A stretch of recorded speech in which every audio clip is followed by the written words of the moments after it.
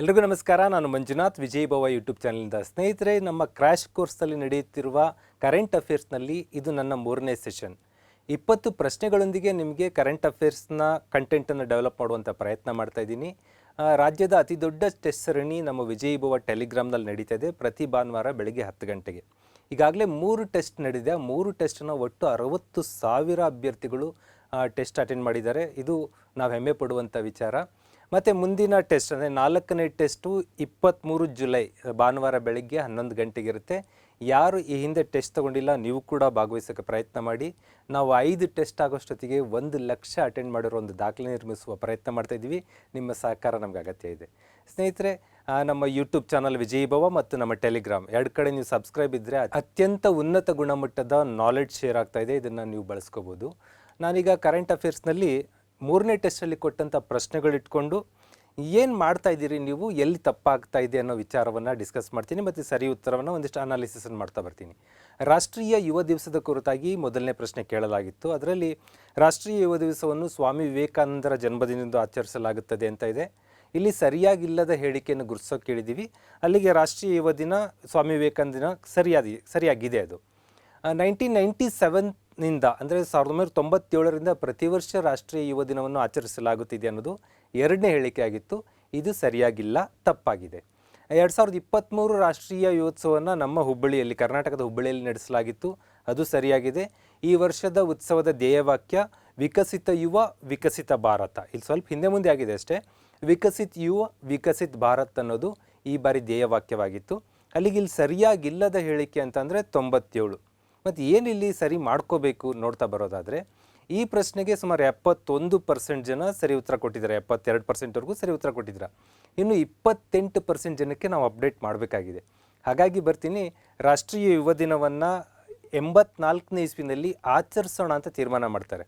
ಆದರೆ ಅದು ಮಧ್ಯ ವರ್ಷದಲ್ಲಿ ಆಗಿರೋದ್ರಿಂದ ಕಮಿಂಗ್ ಇಯರಿಂದ, ಬರೋ ವರ್ಷದಿಂದ ಆಚರಿಸಬೇಕು. ತೀರ್ಮಾನ ಆಗಿದ್ದು 84ಅಲ್ಲಿ ಗೌರ್ಮೆಂಟ್ ಆಫ್ ಇಂಡಿಯಾದು. ಆಚರಣೆ ಶುರು ಆಗಿದ್ದು ಜನವರಿ 12, 85ಇಂದ ಆರಂಭ ಆಗುತ್ತೆ. ನೀವಲ್ಲಿ ಏನು ತಪ್ಪಿದ್ದು ಸರಿ ಮಾಡ್ಕೋಬೇಕಂದ್ರೆ 97ರ ಬದಲಾಗಿ 85 ಕರೆಕ್ಟು. 1985ಇಂದ ನಾವು ರಾಷ್ಟ್ರೀಯ ಯುವ ದಿನವನ್ನು ಭಾರತದಲ್ಲಿ ಆಚರಿಸ್ತಾ ಇದ್ದೀವಿ, ಸ್ವಾಮಿ ವಿವೇಕಾನಂದರ ಬರ್ತ್ಡೇಗೋಸ್ಕರ. ಸ್ವಾಮಿ ವಿವೇಕಾನಂದರು 12 ಜನವರಿ 1863ನಲ್ಲಿ ಹುಟ್ಟುತ್ತಾರೆ. ಇಲ್ಲಿ ಒಂದು ಸಿಂಪಲ್ ಇಂಥವೆಲ್ಲ ನೆನ್ಪಿಡಬೇಕಾದ್ರೆ, ಗಾಂಧೀಜಿಯವರು 1869ನಲ್ಲಿ ಹುಟ್ಟಿದ್ದಾರೆ. ಅಂದರೆ ಗಾಂಧೀಜಿಯವ್ರಿಗಿಂತ ಸುಮಾರು 6.5 ವರ್ಷ ಹಿರಿಯರಾಗಿರ್ತಾರೆ ವಿವೇಕಾನಂದ. ಈ ಥರದಲ್ಲಿ ನೆನ್ಪಿಡುವಂಥ ಪ್ರಯತ್ನ ಮಾಡ್ಬೋದು. ಮತ್ತು ಜನವರಿ ತಿಂಗಳು ಬಂದಾಗ ಅದೇ ತಿಂಗಳಲ್ಲಿ 23ನೇ ತಾರೀಕು ಸುಭಾಷ್ ಚಂದ್ರ ಬೋಸ್ ಅವ್ರ ಜನನ ಆಗುತ್ತೆ. ಹೀಗೆ ಒಂದಕ್ಕೊಂದು ಅಲ್ಲಿ ಸುತ್ತಮುತ್ತ ಒಂದೊಂದು ಆ್ಯಡ್ ಮಾಡಬೇಕು. ಅದು ಇಟ್ಕೊಂಡು ನೀವು ಒಂದು ಲಿಸ್ಟ್ ಮಾಡಿಕೊಂಡು 100 ಜನ ನಾಯಕರದ್ದು ಅವ್ರ ಜನ್ಮದಿನ ಇಟ್ಕೊಂಡ್ರೆ ಯಾವುದೂ ನೆನಪಿರೋದಿಲ್ಲ. ದಟ್ ರೀಸನ್ ಈ ಪ್ರಶ್ನೆನ ಹೀಗೆ ಸರಿ ಮಾಡ್ಕೋಬೋದು. ನೆಕ್ಸ್ಟ್ ಬರೋಣ, ಅಂಧರ T20, ಬ್ಲೈಂಡ್ T20 ಈ ಚಾಂಪಿಯನ್ ಯಾರು ಅಂತ ಕೇಳಿದ್ವಿ. ಇದು ಸರಿ ಉತ್ತರ ಕೊಟ್ಟಿದ್ದೀರಾ ತುಂಬ ಜನ. ಯಾಕಂದರೆ ಭಾರತ ಚಾಂಪಿಯನ್ ಆಗಿದೆ. 81.5% ಜನ ಸರಿ ಉತ್ತರ ಕೊಟ್ಟಿದ್ದೀರಾ. ಉಳಿದವ್ರು ಯಾಕೆ ತಪ್ಪು ಮಾಡಿದ್ರಿ ಅಂತ ನೋಡ್ತಾ ಬರೋದಾದರೆ, ಚಾಂಪಿಯನ್ಸ್ ಆಗಿದ್ದು ನಮ್ಮದು ಭಾರತದ ತಂಡ. ಇದು 3ನೇ ಬಾರಿ ನಿರಂತರವಾಗಿ ಕಪ್ ನಾವೇ ಗೆಲ್ತಾ ಇದ್ದೀವಿ. 3rd time in a rho. ಇವರು ಈ ಬಾರಿ ಸೋಲಿಸಿದ್ದು ಬಾಂಗ್ಲಾದೇಶ ತಂಡವನ್ನು. ಅಂದರೆ ರನ್ನರ್ ಅಪ್ ಆಗಿದ್ದು ಬಾಂಗ್ಲಾದೇಶ್. ನಡೆದಿದ್ದು ಮ್ಯಾಚ್ ನಮ್ಮಲ್ಲಿ, ಅದಕ್ಕೆ ಅದನ್ನು ಸರಿ ಮಾಡಲೇಬೇಕು ಅಂತ ಹೇಳ್ತಾ ಇರೋದು ನಾವು. ಚಿನ್ನಸ್ವಾಮಿ ಸ್ಟೇಡಿಯಂ ಬೆಂಗಳೂರಲ್ಲಿ ಫೈನಲ್ ಮ್ಯಾಚ್ ನಡೆಯುತ್ತೆ. ಈ ತಂಡದ ನಾಯಕ, captain of the blind T20 team Ajay Kumar Reddy ಅಂತೇಳಿ, ಆಂಧ್ರ ಪ್ರದೇಶದವರು. ಇದಿಷ್ಟು ಇದ್ರ ರಿಲೇಟೆಡ್ ಆದ ಮಾಹಿತಿ. ನೆಕ್ಸ್ಟ್ 3ನೇ ಪ್ರಶ್ನೆ ಬರೋಣ, ರಾಷ್ಟ್ರದ ಮುಖ್ಯಸ್ಥರು ಮತ್ತು ರಾಷ್ಟ್ರಗಳ ಜೋಡಿಯಲ್ಲಿ ಯಾವುದು ಸರಿಯಾಗಿಲ್ಲ. ಜಗತ್ತಿನಲ್ಲಿ ವಿಶ್ವಸಂಸ್ಥೆ ನೋಂದಾಯಿತ ಅಪ್ರೂವ್ಡ್ 193 ದೇಶ ಇದೆ. 193 ದೇಶಗಳು, ಅವುಗಳ ರಾಷ್ಟ್ರಪತಿಗಳು ಅವರ ಪ್ರಧಾನಮಂತ್ರಿ ಅಕೌಂಟ್ ಕಲಿತ್ರೆ ಯೂಸ್ ಇಲ್ಲ. ಯಾವುದು ಟ್ರೆಂಡಿಂಗಲ್ಲಿದೆ, ಯಾವುದು ನಮ್ಮ ನೈಬರ್ಹುಡ್ಡಲ್ಲಿದೆ, ಅವು ಇಂಪಾರ್ಟೆಂಟ್ ಆಗುತ್ತೆ. ಭಾರತದ ನೈಬರಲ್ಲಿ ಒಂದು 7-8 ದೇಶಗಳು, ಅವು ಪಕ್ಕಾ ಇರಬೇಕು. ಜೊತೆಗೆ ಭಾರತದ ಪ್ರಧಾನಿ ಯಾವುದಾದ್ರೂ ದೇಶಕ್ಕೆ ಹೋಗಿದ್ದರೆ ಆ ದೇಶದ ಪ್ರಧಾನಿ ಅಧ್ಯಕ್ಷರು ಗೊತ್ತಿರಬೇಕು. ಅಥವಾ ಯಾವುದಾದ್ರು ದೇಶದ ಪ್ರಧಾನಿ ಅಧ್ಯಕ್ಷರು ನಮ್ಮ ದೇಶಕ್ಕೆ ಬಂದಿದ್ದರೆ ಅವ್ರ ಬಗ್ಗೆ ಗೊತ್ತಿರಬೇಕು. ಇಷ್ಟೇ, ಮ್ಯಾಕ್ಸಿಮಮ್ ಒಂದು 20ರೊಳಗೆ ಮುಗಿದೋಗುತ್ತೆ. ನೀವು 193 ಬಾಯ್ಪಾಠ ಮಾಡೋದು ನೀಡಿರಲ್ಲ. ಜಪಾನ್ಗೆ ಭಾರತದ ಪ್ರಧಾನಿ ಹೋಗ್ತಾರೆ. ಉಕ್ರೇನ್ ಅಧ್ಯಕ್ಷರು ಸುದ್ದಿಯಲ್ಲಿದ್ದಾರೆ, ಬಿಕಾಸ್ ಉಕ್ರೇನ್ ರಷ್ಯಾ ಯುದ್ಧ ನಡೀತಿದೆ. ನೇಪಾಳ ಪ್ರಧಾನಮಂತ್ರಿ ಡಿಸೆಂಬರಲ್ಲಿ ಚೇಂಜ್ ಆಗಿದ್ದಾರೆ. ಫ್ರಾನ್ಸ್ಗೆ ಪ್ರಧಾನಮಂತ್ರಿ ನಮ್ಮ ಮೋದಿಯವರು ಈ ಬಾರಿ ಇತ್ತೀಚೆಗೆ ಭೇಟಿ ಕೊಟ್ಟಿದ್ದಾರೆ. ಹಾಗಾಗಿ ಇದು ಯಾವುದೂ ಕೂಡ ಕೇಳಬಾರದ ಪ್ರಶ್ನೆಗಳೇನಲ್ಲ. ಹಾಗಾದರೆ ಸರಿಯಾಗಿಲ್ಲ. ಮತ್ತು ಯಾಕೆ ಈ ಥರದ ಹೆಚ್ಚು ಪ್ರಶ್ನೆ ಕೇಳ್ತೀವಿ ಅಂದರೆ, ಒಂದು ತಪ್ಪನ್ನು ನಾವು ಸರಿ ಮಾಡಿದರೆ ಈ ವಿಡಿಯೋ ಸೊಲ್ಯೂಷನಲ್ಲಿ ಬಂದಾಗ 3 ಸರಿ ಆಲ್ರೆಡಿ ಇರುತ್ತೆ, 4 ನಾಲೆಡ್ಜ್ ಸಿಗುತ್ತೆ. ಒಂದು ಕ್ವಶನ್ ಪೇಪರ್ ಬಿಡಿಸೋದ್ರಿಂದ 400 ವಿಚಾರಗಳು ನಿಮಗೆ ತಿಳಿಯುತ್ತೆ ಅನ್ನೋ ಕಾರಣಕ್ಕೆ ಸರಿಯಾಗಿಲ್ಲ ಅನ್ನೋದು ನಮ್ಮ ಕ್ವಶನ್ ಪೇಪರಲ್ಲಿ ಜಾಸ್ತಿ ಇರುತ್ತೆ. ಮೇನ್ ಎಕ್ಸಾಮಲ್ಲಿ ಈ ಥರ ಇರದೇ ಇರ್ಬೋದು. ಇದು ನಿಮ್ಮನ್ನು ಎಲಿಮಿನೇಟ್ ಮಾಡೋಕ್ಕಾಗಿ ಮಾಡ್ತಿರೋ ಟೆಸ್ಟ್ ಅಲ್ಲ, ಅಪ್ಗ್ರೇಡ್ ಮಾಡೋಕ್ಕಾಗಿ. ದಟ್ಸ್ ರೀಸನ್ ಸರಿ ಮಾಡ್ತಾ ಬರೋಣ. ಇಲ್ಲಿ 66% ಹುಡುಗರು, ಅಂದರೆ ನೇಪಾಳದ ನೈಬರಿಂಗ್ ಸ್ಟೇಟ್ನ ಪ್ರಧಾನಿ ಚೇಂಜ್ ಆಗಿದ್ದು ನಮ್ಮ ಹುಡುಗರು ಅಪ್ಡೇಟ್ ಆಗಿಲ್ಲ. ಸುಮಾರು 7-8 ಸಾವಿರ ಜನಕ್ಕೆ ಇದು ಗೊತ್ತಿಲ್ಲ ಅಂತಂದರೆ ಕರೆಕ್ಟಾಗಿ ಕಲ್ತ್ಕೋಬೇಕಾಗತ್ತೆ. ದಟ್ ರೀಸನ್ ಒಂದಷ್ಟು ನಾಲೆಡ್ಜ್ ತಂದಿದ್ದೀನಿ. ಪ್ರೈಮ್ ಮಿನಿಸ್ಟರ್ ಆಫ್ ನೇಪಾಳ್ ಪುಷ್ಪಕುಮಾರ್ ದಹಲ್ ಅವರು ಇತ್ತೀಚೆಗೆ ಡಿಸೆಂಬರ್ 26ರಿಂದ ಚೇಂಜ್ ಆಗಿದ್ದಾರೆ. Is new prime minister of Nepal. ಹಾಗೆ ಶ್ರೀಲಂಕಾದ ಪ್ರಧಾನಮಂತ್ರಿಗಳು ಭಾರತಕ್ಕೆ ಬರ್ತಾ ಇದ್ದಾರೆ, ರನಿಲ್ ವಿಕ್ರಮಸಿಂಘೆ. ಕಳೆದ ವರ್ಷ ಗೊತ್ತಿರ್ಬೋದು ನಿಮಗೆ, ಅಲ್ಲಿ ಒಂದು ಹಾಹಾಕಾರ ನಡೆದೋಯ್ತು, ಜನತಾ ದಂಗೆ ಆಯಿತು ಶ್ರೀಲಂಕಾದಲ್ಲಿ. ಅಲ್ಲಿದ್ದಂಥ ಅಧ್ಯಕ್ಷರು ಚೇಂಜ್ ಆಗ್ತಾರೆ, ಹೊಸ ಅಧ್ಯಕ್ಷರು ಬರ್ತಾರೆ, ರನಿಲ್ ವಿಕ್ರಮಸಿಂಘೆ ಅವರು ಭೇಟಿ ಕೊಡ್ತಾ ಇದ್ದಾರೆ, ಹಾಗಾಗಿ ನಮಗೆ ಗೊತ್ತಿರಬೇಕು. ದೆನ್ ಪಕ್ಕದಲ್ಲಿ ಬಾಂಗ್ಲಾದೇಶ ಜೊತೆ ಅದಾನಿ ಕಂಪ್ನಿದು ದೊಡ್ಡದೊಂದು ಡೀಲ್ ಆಗುತ್ತೆ. ಮತ್ತು ಬಾಂಗ್ಲಾದೇಶಕ್ಕೆ ನಮ್ಮ ಪ್ರಧಾನಿಯವರು ಹೋಗ್ತಾರೆ, ಅವ್ರ ಪ್ರಧಾನಿ ಇಲ್ಲಿ ಬರ್ತಾ ಇರ್ತಾರೆ, ಶೇಖ್ ಹಸೀನಾ, ಇವ್ರು ಗೊತ್ತಿರಬೇಕು, ಬಾಂಗ್ಲಾದೇಶ PM. ಇಲ್ಲಿ ಕನ್ಫ್ಯೂಸ್ ಮಾಡ್ಕೋಬೇಡಿ, ಯಾವ ದೇಶದಲ್ಲಿ ಯಾವ ಹುದ್ದೆ ಮುಖ್ಯವೋ ಅದನ್ನು ನಾವು ತೋರಿಸ್ತಾ ಇದ್ದೀವಿ. ನೇಪಾಳದಲ್ಲಿ ಪ್ರಧಾನಿ ಹುದ್ದೆ ಮುಖ್ಯ, ಪ್ರೆಸಿಡೆಂಟ್ ಹುದ್ದೆ ಮುಖ್ಯ ಅಲ್ಲ. ಶ್ರೀಲಂಕಾದಲ್ಲಿ ಪ್ರೆಸಿಡೆಂಟ್ ಹುದ್ದೆ ಮುಖ್ಯ, ಪ್ರಧಾನಿ ಹುದ್ದೆ ಮುಖ್ಯ ಅಲ್ಲ. ಹಾಗೆ ಬಾಂಗ್ಲಾದೇಶದಲ್ಲಿ PM ಹುದ್ದೆ ಮುಖ್ಯ, ದಟ್ಸ್ ವೈ ಶೇಖ್ ಹಸೀನಾ ಅವ್ರು ತೋರಿಸ್ತಾ ಇದ್ದೀವಿ. ಚೀನಾಕ್ಕೆ ಬಂದರೆ ಜಿ ಜಿನ್ಪಿಂಗ್ ಅವ್ರು ಮುಖ್ಯ ಆಗ್ತಾರೆ, ಹಾಗಾಗಿ ಅವ್ರನ್ನ ತೋರಿಸ್ತಾ ಇದ್ದೀವಿ. ಇನ್ನು ಹಿಂದಿನ ಟೆಸ್ಟ್ಗಳಲ್ಲಿ ನಾವು ಡಿಸ್ಕಸ್ ಮಾಡಿದ್ವಿ, ಪಾಕಿಸ್ತಾನದಲ್ಲಿ ಯಾರಿದ್ದಾರೆ ಅಂತೇಳಿ. ಹೀಗೆ ಹಲವು ವಿಚಾರಗಳನ್ನು ಆವಾಗ ಎಷ್ಟು ಬೇಕಷ್ಟು ಕಲಿತಾ ಹೋದರೆ ಹೆಚ್ಚು ನಾಲೆಡ್ಜ್ ಬರುತ್ತೆ. ದೆನ್ ಖಲಿಸ್ತಾನ್ ಚಳುವಳಿ 1980s ಸೀರೀಸ್ ಇದು ಇದ್ಯಾಕೆ ತಂದಿದ್ದಾರೆ ಅಂತ ಅಲ್ಲ, ಇದು ತುಂಬ ಇಂಪಾರ್ಟೆಂಟ್ ಈ ವರ್ಷಕ್ಕೆ ಈಗ ನಡೀತಾ ಇರೋದಕ್ಕೆ. ದಟ್ ರೀಸನ್ ಈ ಪ್ರಶ್ನೆ ಕರೆಂಟ್ ಅಫೇರ್ಸಲ್ಲಿ ತಂದಿದ್ದೀವಿ. ಯಾವುದು ಸರಿಯಾಗಿಲ್ಲ ಅಂತ ಇದೆ. ಇದು ಭಾರತದ ಬಹುತೇಕ ಪ್ರದೇಶಗಳನ್ನು ಒಳಗೊಂಡ ಸಿಖ್ಖರಿಗೆ ಪ್ರತ್ಯೇಕ ದೇಶದ ಬೇಡಿಕೆಯಾಗಿದೆ. ಹೌದಾ ಅಂದರೆ ಹೌದು. ಯಾಕಂದರೆ ಸಿಖ್ಖರಿಗೆ ಒಂದು ಸಪ್ರೇಟ್ ದೇಶ ಬೇಕು, ಆ ಸಪ್ರೇಟ್ ದೇಶದ ಹೆಸರೇ ಖಲಿಸ್ತಾನ್ ಅಂತ ಇಟ್ಕೊಂಡು ಡಿಮ್ಯಾಂಡ್ ಇದೆ. ಭಾರತದ್ದೇ ಕಂಪ್ಲೀಟ್ ಪ್ರದೇಶ ಕೇಳ್ತಾ ಇಲ್ಲ ಅವರು. ಪಂಜಾಬ್, ಹರಿಯಾಣ, ರಾಜಸ್ಥಾನದ ಕೆಲ ಭಾಗ ಸೇರಿ, ಮತ್ತು ಪಾಕಿಸ್ತಾನದಲ್ಲೂ ಪಂಜಾಬ್ ಅಂತ ರಾಜ್ಯ ಇದೆ, ಅದರದ್ದು ಸೇರಿಸಿಕೊಂಡು ಖಲಿಸ್ತಾನ್ ಅಂತ ಒಂದು ಹೊಸ ರಾಜ್ಯ ಮಾಡಬೇಕು ಅನ್ನುವ ಒಂದು ಹೋರಾಟ, ಒಂದು ಚಳುವಳಿ, ಒಂದು ಮೂಮೆಂಟ್ ಇದು ಫಸ್ಟ್ ಸ್ಟೇಟ್ಮೆಂಟ್ ಸರಿ ಇದೆ. ನೆಕ್ಸ್ಟ್ ಬಿ ಚಾಯ್ಸ್ಗೆ ಬರೋದಾದರೆ ಆಪರೇಷನ್ ಬ್ಲೂ ಸ್ಟಾರ್ 1984 ಭಾರತದಲ್ಲಿ ನಡೆದ ಅತ್ಯಂತ ದೊಡ್ಡ ಆಪರೇಷನ್. ಖಲಿಸ್ತಾನಿ ಪ್ರತ್ಯೇಕವಾದಿಗಳು ಅಮೃತ್ಸರದ ಗೋಲ್ಡನ್ ಟೆಂಪಲಲ್ಲಿ ಸೇರಿಕೊಂಡು ಆ ದೇವಸ್ಥಾನದ ಮೇಲೆ ಯಾರೂ ದಾಳಿ ಮಾಡಲ್ಲ ಅನ್ನೋ ಕಾರಣಕ್ಕೆ ಸುರಕ್ಷತೆಯ ವಾಲ್ ಕ್ರಿಯೇಟ್ ಮಾಡ್ಕೊಂಡು ಅವ್ರು ಏನು ಮಾಡ್ತಾರೆ, ಆಪರೇಷನ್ ಅಲ್ಲಿಂದ ಸ್ಟಾರ್ಟ್ ಮಾಡ್ತಾರೆ. ಅಂಥ ಟೈಮ್ನಲ್ಲಿ ಶ್ರೀಮತಿ ಇಂದಿರಾ ಗಾಂಧಿ, ಭಾರತದ ಪ್ರಧಾನಮಂತ್ರಿಯವರು ಆಪರೇಷನ್ ಬ್ಲೂ ಸ್ಟಾರ್ಗೆ ಆರ್ಡರ್ ಮಾಡಿ ದೇವಸ್ಥಾನಕ್ಕೆ ನುಗ್ಗಿ ಆ ಎಲ್ಲ ಉಗ್ರವಾದಿಗಳನ್ನು ಹೊಡೆದಾಕ್ತಾರೆ. ಹಾಗಾಗಿ ಆಪರೇಷನ್ ಬ್ಲೂ ಸ್ಟಾರ್ ಖಲಿಸ್ತಾನಿ ಪ್ರತ್ಯೇಕವಾದಿಗಳಾದ, ವಿಶೇಷವಾಗಿ ಬಿಂದ್ರನ್ವಾಲೆ ಅಂತ ಅದರ ನಾಯಕ, ಅವರ ವಿರುದ್ಧ ಕೈಗೊಂಡ ಕಾರ್ಯಾಚರಣೆಯಾಗಿದೆ. ಅದು ಸರಿಯಾದ ಉತ್ತರ. ಇತ್ತೀಚೆಗೆ ವಿದೇಶಗಳಲ್ಲಿರುವ ರಾಯಭಾರಿ ಕಚೇರಿಗಳ ಮೇಲೆ ಖಲಿಸ್ತಾನಿ ಬೆಂಬಲಿಗರ ಉಪಟಳ ಜಾಸ್ತಿ ಆಗಿದೆ. ನೀವು ನಂಬ್ತಿರೋ ಬಿಡ್ತಿರೋ, ಕೆನಡಾದಲ್ಲಿ ಆ ಉಗ್ರ ಚಟುವಟಿಕೆ ತುಂಬ ತೀವ್ರ ಮಟ್ಟದಲ್ಲಿದೆ. ಅಮೇರಿಕದಲ್ಲಾಗಿದೆ ನಮ್ಮ ರಾಯಭಾರ ಕಚೇರಿ ಮೇಲೆ ದಾಳಿ. ಆಸ್ಟ್ರೇಲಿಯಾದಲ್ಲಾಗಿದೆ. ಕೆಲವು ಕಡೆ ಅಮಲೇರಿದಂಥ ಸಿಖ್ಖರು, ಯಾಕಂದರೆ ನಾವು ಸಿಖ್ಖರನ್ನು ದ್ವೇಷಿಸೋಕ್ಕಾಗಲ್ಲ, ಬಿಕಾಸ್ ಸಿಖ್ಖರ ಕೊಡುಗೆ ಭಾರತಕ್ಕೆ ಅಮೋಘವಾದುದು. ನಮ್ಮ ಆರ್ಮಿಯ ಒಂದು ಬಲವೇ ಸಿಖ್ ಪಡೆಯಾಗಿದೆ. ಸಿಖ್ಖರ ಒಂದು ರೆಜಿಮೆಂಟ್ ನಮ್ಮ ದೇಶಕ್ಕೆ ಒಂದು ಬಲಿಷ್ಠ ಕೊಡುಗೆ ಕೊಡ್ತಾ ಇದೆ. ಅಂಥದ್ರಲ್ಲಿ ಕೆಲವೊಂದು ದಾರಿ ತಪ್ಪಿದ ದೇಶಭಕ್ತರು, ದಾರಿ ತಪ್ಪಿದಂಥ ಈ ಚಳುವಳಿಗಾರರ ಕಾರಣಕ್ಕಾಗಿ ಬೇರೆ ಬೇರೆ ಕಡೆ ನಮ್ಮ ರಾಯಭಾರ ಕಚೇರಿ ಮೇಲೆ ಅಟ್ಯಾಕ್ ಆಗಿದೆ ಈ ವರ್ಷ. ಅದು ಸರಿ ಇದೆ. ರಾಜೀವ್ ಗಾಂಧಿಯವರ ಹತ್ಯೆ ಚಳುವಳಿಯ ಭಾಗವಾಗಿದೆ ಅನ್ನೋದು ಇಲ್ಲಿ ತಪ್ಪು. ಯಾಕೆ ಅಂದರೆ ಆಪರೇಷನ್ ಬ್ಲೂ ಸ್ಟಾರ್ಗೆ ಆರ್ಡರ್ ಮಾಡಿದ್ದು ಶ್ರೀಮತಿ ಇಂದಿರಾ ಗಾಂಧಿಯವರು. ಅದ ಕಾರಣಕ್ಕಾಗಿ ಇಂದಿರಾ ಗಾಂಧಿಯವರ ಹತ್ಯೆಯು ಖಲಿಸ್ತಾನ್ ಚಳುವಳಿಗಾರರಿಂದ ಆಯಿತು. ಸ್ಪೆಷಲಿ ಇನ್ಯಾರೋ ಅಲ್ಲ, ಅವರ ಗನ್ಮ್ಯಾನ್ ಆಗಿರ್ತಾರೆ. ಒಂದು ರಿಪೋರ್ಟ್ ಇರುತ್ತೆ ಅವ್ರಿಗೆ ಇಂಟೆಲಿಜೆನ್ಸಿಂದ, ನಿಮ್ಮ ಸುತ್ತಮುತ್ತ, ನಿಮ್ಮ ರಕ್ಷಣೆಯಲ್ಲಿ, ನಿಮ್ಮ ಅಕ್ಕಪಕ್ಕದಲ್ಲಿ ಸಿಖ್ಖರು ಇರದಂತೆ ನೋಡ್ಕೋಬೇಕು ಅಂತ. ಬಟ್ ಅವರು ಇಂದಿರಾ ಗಾಂಧಿಯವರು ಏನು ಹೇಳ್ತಾರೆ, ಇಲ್ಲ, ನಾ ಆ ಥರ ಭೇದ ಭಾವ ಮಾಡೋಕ್ಕಾಗಲ್ಲ, ಯಾರ್ಯಾರು ಹೇಗಿದ್ದಾರೋ ಹಾಗೇ ಇರಲಿ, ನನ್ನ ಅಂಗರಕ್ಷಕ ಪಡೆಯಲ್ಲಿರುವಂಥ ಸೋಲ್ಜರ್ ಕೂಡ ಆತನೇ ಇರಲಿ ಅಂತ ಹೇಳ್ತಾರೆ. ಬಟ್ ಅದೇ ಸೋಲ್ಜರ್ ಒಂದು ದಿನ ಅವರಿಗೆ ಗುಂಡಿಕ್ಕಿ ಹೊಡಿತಾರೆ. ಹಾಗಾಗಿ ಅವನು ಖಲಿಸ್ತಾನಿ ಮತ್ತನ್ನು ಏರಿಸಿಕೊಂಡಂಥ ಒಬ್ಬ ಇಂಡಿಯನ್ ಸೋಲ್ಜರ್ ಆಗಿದ್ದ. ದಟ್ ರೀಸನ್ ನಾವಿಲ್ಲಿ ರಾಜೀವ್ ಗಾಂಧಿಯವ್ರನ್ನ ರೀಪ್ಲೇಸ್ ಮಾಡಿ ಇಂದಿರಾ ಗಾಂಧಿಯವ್ರು ತಂದರೆ ಕರೆಕ್ಟ್ ಆಗುತ್ತೆ. ಹಾಗಾದರೆ ರಾಜೀವ್ ಗಾಂಧಿಯವ್ರ ಹತ್ಯೆ ಯಾವುದಕ್ಕಾಯಿತು ನಿಮಗೆ ಗೊತ್ತಿರುತ್ತೆ. LTTE ಅವರು ಮಾಡೋದು, liberation tigers of Tamil Eelam ಅಂತ ಸಂಘಟನೆ. ಅದು ಏನಕ್ಕಾಯಿತು ಅಂದರೆ ಶ್ರೀಲಂಕಾದಲ್ಲಿ ಸಿಮ್ಮಳಿಯರಿಗೂ ತಮಿಳರಿಗೂ ಒಂದು ಆಂತರಿಕ ಸಂಘರ್ಷ. ಅದು ಸಿಮ್ಮಳ್ಳಿ ಫೋರ್ಸ್ಗಳಿಗೂ ತಮಿಳ್ ಫೋರ್ಸ್ಗಳಿಗೂ. ತಮಿಳು ಪ್ರತ್ಯೇಕ ರಾಷ್ಟ್ರದ ಬೇಡಿಕೆಯನ್ನು ಪ್ರಭಾಕರನ್ ಅನ್ನೋರು ಇಟ್ಕೊಂಡು ಹೋರಾಟ ಮಾಡೋ ಟೈಮಲ್ಲಿ ಶ್ರೀಲಂಕಾ ಸರ್ಕಾರ ಕೇಳ್ಕೊಳ್ಳುತ್ತೆ, ನಿಮ್ಮ ಪೀಸ್ ಕೀಪಿಂಗ್ ಫೋರ್ಸನ್ನು ಕಳಿಸ್ಕೊಡಿ, Indian piece keeping force IPKF.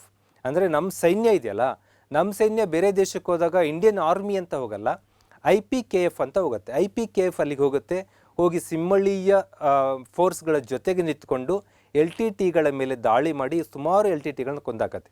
ಅದರ ದ್ವೇಷವನ್ನು ಇಟ್ಕೊಂಡಂಥ LTT ನಾಯಕರು ಈ ಒಂದು ನಮ್ಮ ಹತ್ಯಾಕಾಂಡಕ್ಕೆ ಕಾರಣ ಆಗಿದ್ದೇ ರಾಜೀವ್ ಗಾಂಧಿಯವರನ್ನ ಕಾರಣಕ್ಕೆ 90ಸಲ್ಲಿ ಚುನಾವಣಾ ಪ್ರಚಾರಕ್ಕೆ ಹೋದಂಥ ರಾಜೀವ್ ಗಾಂಧಿಯವ್ರ ಮೇಲೆ ಹ್ಯೂಮನ್ ಬಾಂಬ್, ಮಾನವ ಬಾಂಬ್ ಮೂಲಕ ಬಂದು ದಾಳಿ ಮಾಡಿ ಹತ್ಯೆ ಮಾಡಲಾಯಿತು.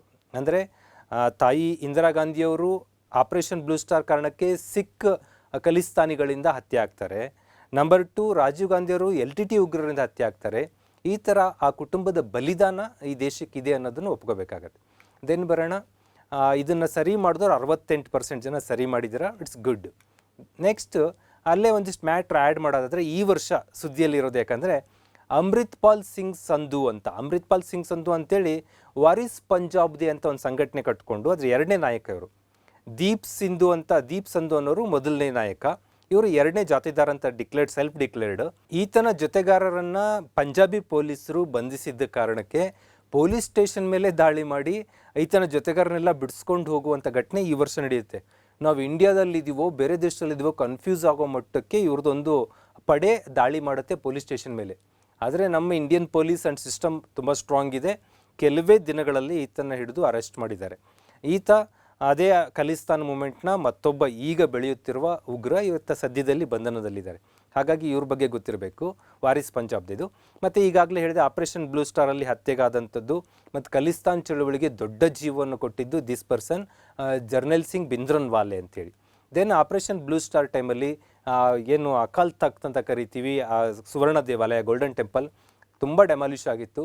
ಆ ನಂತರ ಅದನ್ನ ರೀಸ್ಟ್ರಕ್ಚರ್ ಮಾಡಿಕೊಡ್ಲಾಗತ್ತೆ. ಅದು ಅನಿವಾರ್ಯ ಆಗಿತ್ತು, ಯಾಕಂದರೆ ಅದು ಹೋಲಿ ಪ್ಲೇಸ್ ಅಂತ ನಾವು ಗೌರವ ಕೊಡಬೇಕು ನಿಜ. ಅಲ್ಲಿ ಉಗ್ರರು ಸೇರಿಕೊಂಡಾಗ ಅದನ್ನು ಅಟ್ಯಾಕ್ ಮಾಡಲೇಬೇಕಾಗಿತ್ತು. That is Operation Blue Star. Okay, next 5ನೇ ಪ್ರಶ್ನೆಗೆ ಬರೋದಾದರೆ ತಂತ್ರಜ್ಞಾನ ಅಪ್ಲಿಕೇಶನ್ಗಳು, ಟೆಕ್ನಾಲಜಿ ಅಪ್ಲಿಕೇಶನ್ ಮತ್ತು ಸಪೋರ್ಟೆಡ್ ಕಂಪನಿಗಳು, ಇಲ್ಲಿ ಯಾವುದು ಜೋಡಿ ಸರಿಯಾಗಿಲ್ಲ ಅಂತ ಪ್ರಶ್ನೆ ಕೇಳಲಾಗಿತ್ತು. ಅಲೆಕ್ಸಾ, ಬಾರ್ಡ್, ಸಿರಿ, ಚಾಟ್ GPT ಅಂತ. ಇದಕ್ಕೆ ತುಂಬ ಹುಡುಗರು ತಪ್ಪು ಮಾಡಿದ್ದೀರಾ. ಯಾಕಂದರೆ ಈ ಟೆಕ್ನಾಲಜಿ ಕೆಲವೊಂದು ನಿಮ್ಮ ಲೆವೆಲ್ಗೆ ಮುಟ್ಟಿರೋದಿಲ್ಲ. ಯಾಕಂದರೆ you can't use Apple phone, ಐಪ್ಯಾಡ್ಗಳನ್ನೆಲ್ಲ ಬಳಸಿರಲ್ಲ. ಹಾಗಾಗಿ ನಿಮಗೆ ಆ್ಯಪಲ್ದು ಏನು ಪ್ರಾಡಕ್ಟ್ ಇದೆ ಗೊತ್ತಾಗದೇ ಇರ್ಬೋದು. ಬಟ್ ಮಾಧ್ಯಮಗಳಲ್ಲಿ ಅದು ಸುದ್ದಿ ಆಗ್ತಾ ಇರುತ್ತೆ, ಅದನ್ನು ತಿಳ್ಕೊಂಡಿರ್ಬೇಕಾಗತ್ತೆ ನೀವು. You should know. ಇಲ್ಲಿ ಏನಾಗುತ್ತೆ ಅಂದರೆ 32% ಜನ ಮಾತ್ರ ಸರಿ ಮಾಡಿದಿರಿ. ಇಲ್ಲಿ ಸುಮಾರು 68 ಜನ ತಪ್ಪು ಮಾಡಿದಿರಲಿ. 68% ಪೀಪಲ್ ತಪ್ಪು ಮಾಡಿರೋದಕ್ಕೆ ಇಲ್ಲಿ ಸ್ವಲ್ಪ ಡೀಟೇಲಾಗಿ ಬರ್ತೀನಿ. ಅಲೆಕ್ಸಾ ಅನ್ನೋದು ಒಂದು ಡಿವೈಸ್. ಆ ಡಿವೈಸು ಒಂಥರ ಆರ್ಟಿಫಿಷಿಯಲ್ ಇಂಟೆಲಿಜೆನ್ಸಾಗಿ ಕೆಲಸ ಮಾಡುತ್ತೆ. Alexa play the music for me ಅಂದರೆ ಹಾಡು ಹೇಳುತ್ತೆ. Alexa who is the prime minister of India ಅಂದರೆ ಅದು ರೆಸ್ಪಾನ್ಸ್ ಕೊಡುತ್ತೆ. ನಮ್ಮ ವಾಯ್ಸನ್ನು ರಿಸೀವ್ ಮಾಡಿಕೊಂಡು ಆ ಪ್ರಶ್ನೆಗೆ ಪ್ರತ್ಯುತ್ತರ ಕೊಡುವಂಥ ಅಥವಾ ನಾವು ಹೇಳಿದ ಕೆಲಸ ಮಾಡುವಂಥ. ಈಗೀಗ ಅದನ್ನು ಬಳಸ್ಕೊಂಡು ಫ್ಯಾನ್ ಆನ್ ಮಾಡು, ಫ್ರಿಡ್ಜ್ ಆನ್ ಮಾಡು, ವಾಷಿಂಗ್ ಮಿಷಿನ್ ಆನ್ ಮಾಡುವವರೆಗೂ ಮುಂದುವರ್ಕೊಂಡು ಹೋಗಿದೆ ಟೆಕ್ನಾಲಜಿ. ಇದು ಅಲೆಕ್ಸಾ ಅನ್ನೋದು ಅಮೆಝಾನ್ನವರು ಡೆವಲಪ್ ಮಾಡಿರುವಂಥ ಒಂದು ಸಿಸ್ಟಮ್, ಆರ್ಟಿಫಿಷಿಯಲ್ ಇಂಟೆಲಿಜೆನ್ಸ್ನ ಒಂದು ಅಸಿಸ್ಟೆಂಟ್ ಸಿಸ್ಟಮ್. ನೆಕ್ಸ್ಟ್ ಗೂಗಲ್ನವ್ರದ್ದು ಇದೆ, ಇದೇ ಈಕ್ವಲ್ ಆಗಿ ಗೂಗಲ್ ಅಸಿಸ್ಟೆಂಟ್ ಅಂತ ಕರಿತೀವಿ. ಇಲ್ಲಿ ನಾನು ಕೊಟ್ಟಿಲ್ಲ ಅದು ಪ್ರಶ್ನೆಯಲ್ಲಿ, ಬಟ್ ಗೊತ್ತಿರಬೇಕು ಗೂಗಲ್ ಅಸಿಸ್ಟೆಂಟ್. ಹೇ ಗೂಗಲ್, ಈಗ ನಿಮ್ಮದೇ ಮೊಬೈಲ್, ನಿಮ್ಮ ಮೊಬೈಲ್ ಇಟ್ಕೊಂಡು ಹೇ ಗೂಗಲ್ ಅಂದರೆ who is prime minister of India ಅಂದರೆ ಅದು ಉತ್ತರ ಕೊಡುತ್ತೆ. ಅದು ನೀವೇನು ಟೈಪ್ ಮಾಡಬೇಕು ಅಂತ ಇಲ್ಲ. ಆ ಮಟ್ಟಕ್ಕೆ ಗೂಗಲ್ನಲ್ಲಿ ಒಂದು ಸೆಲ್ಫ್ ಅಸಿಸ್ಟೆಂಟ್ ಇದೆ, ದಟ್ ಈಸ್ ಗೂಗಲ್ ಅಸಿಸ್ಟೆಂಟ್. ಅದಕ್ಕೆ ಈಕ್ವಲ್ ಆಗಿರೋಂಥದ್ದು ಅಮೆಝಾನ್ ಕಂಪನಿಯ ಅಲೆಕ್ಸಾ. ದೆನ್ ಬಂದರೆ ಸಿರಿ ಅಂತೇಳಿ, ಇದು ಆ್ಯಪಲ್ನಲ್ಲಿ ಪ್ರಾಡಕ್ಟ್ಗಳಲ್ಲಿ ಯೂಸ್ ಆಗುತ್ತೆ. ಹೇ ಸಿರಿ ಅಂತೇಳಿ ನೀವೇನು ಹೇಳಿದ್ರು ಅದು ಕೆಲಸ ಮಾಡುತ್ತೆ. ಹೇ ಸಿರಿ ಕಾಲ್ ದಿಸ್ ಪರ್ಸನ್ ಅಂದರೆ ಪರ್ಸನ್ ಕಾಲ್ಗೆ ಹೋಗುತ್ತೆ. ಟೆಕ್ಸ್ಟ್ ಮೆಸೇಜ್ ಮಾಡು, ಏನು ಟೆಕ್ಸ್ಟ್ ಮೆಸೇಜ್, ನೀವು ಟೆಕ್ಸ್ಟ್ ಮೆಸೇಜ್ ಹೇಳಿದ್ರೆ ಟೆಕ್ಸ್ಟ್ ಟೈಪ್ ಆಗಿ ಹೋಗುತ್ತೆ. ಇದೇ ಥರ ಬೇರೆ ಕನೆಕ್ಟ್ ಆಗೋದು, ಡಿಸ್ಕನೆಕ್ಟ್ ಆಗೋದು, ಸರ್ಚಿಂಗು, ಮ್ಯಾಪ್ ಹುಡ್ಕೋದು ಎಲ್ಲ ಕೆಲಸವನ್ನು ಸಿರಿ ಮಾಡುತ್ತೆ.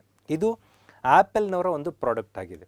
ದೆನ್ ಚಾಟ್ GPT ಗೊತ್ತು, ಈ ವರ್ಷ ದೊಡ್ಡ ಸುದ್ದಿಯಲ್ಲಿರುವ ಆರ್ಟಿಫಿಷಿಯಲ್ ಇಂಟೆಲಿಜೆನ್ಸ್ನ ಒಂದು ಸರ್ಚ್ ಇಂಜಿನ್.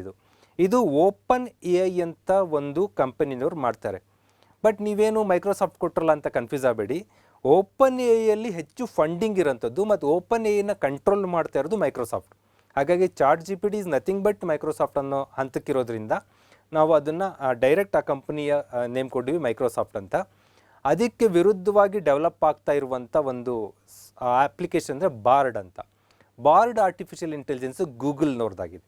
ಹಾಗಾಗಿ ಈ ಪ್ರಶ್ನೆ ತುಂಬ ಜನ ತಪ್ಪು ಮಾಡಿದ್ದಕ್ಕೆ ಮತ್ತೊಮ್ಮೆ ಬರ್ತೀನಿ. ಅಲೆಕ್ಸಾ ಇಂಟೆಲ್ದಲ್ಲ, ಅಮೆಝಾನ್ದು. ಹಾಗಾಗಿ ಅದು ತಪ್ಪಾಗಿದೆ, ಸರಿಯಾಗಿಲ್ಲ. ಅಲೆಕ್ಸಾ ಇಂಟೆಲ್ ತಪ್ಪು. ಸರಿ, ಅಲೆಕ್ಸಾ ಅಮೆಝಾನ್. ಬಾರ್ಡ್ ಗೂಗಲ್ನವ್ರದ್ದು ಸರಿ, ಸಿರಿ ಆ್ಯಪಲ್ನವ್ರದ್ದು ಸರಿ, ಚಾಟ್ GPT ಓಪನ್ AI ಅವ್ರದ್ದು ಸರಿನೇ, ಮೈಕ್ರೋಸಾಫ್ಟ್ ಅಂದ್ರೂ ಸರಿನೇ, ಅದೇನು ತಪ್ಪಾಗಲ್ಲ. ಹಾಗಾಗಿ ಅಲೆಕ್ಸಾ ತಿದ್ಕೋತೀರ. ಹೀಗೆ ಓಪನ್ AI ಆರ್ಟಿಫಿಷಿಯಲ್ ಇಂಟೆಲಿಜೆನ್ಸು ಮತ್ತು ಕೆಲವು ತನ್ನ ಟೆಕ್ನಾಲಜಿಕಲ್ ಅಪ್ಲಿಕೇಶನ್ ರಿಲೇಟೆಡ್ ಆಗಿ ನಾಲೆಡ್ಜನ್ನು ಕೊಡಲಾಗ್ತಾ ಇದೆ. ದೆನ್ ಬರೋಣ ಸ್ನೇಹಿತರೆ, ಗೋರಖ್ಪುರ್ ಪರಮಾಣು ವಿದ್ಯುತ್ ಸ್ಥಾವರ. ಗೋರಖ್ಪುರ್ ಅಂತ ಇದ್ದಂಗೆ ನಿಮಗೆ ಯೋಗಿ ಆದಿತ್ಯನಾಥ್ ನೆನಪಾಗ್ತಾರೆ, ಅವ್ರದ್ದು ಜಿಲ್ಲೆ ಅದು, ಅವ್ರ ಕ್ಷೇತ್ರ ಅದು. ಗೋರಖ್ಪುರ್ ಅಂದ್ಕೊಳ್ಳೆ ಉತ್ತರ ಪ್ರದೇಶಕ್ಕೆ ಹೋಗ್ಬಿಡ್ತೀರಾ. ಆದರೆ ನಿಮಗೆ ನಿಜವಾದ ಮಾಹಿತಿ ಗೊತ್ತಿರಬೇಕು.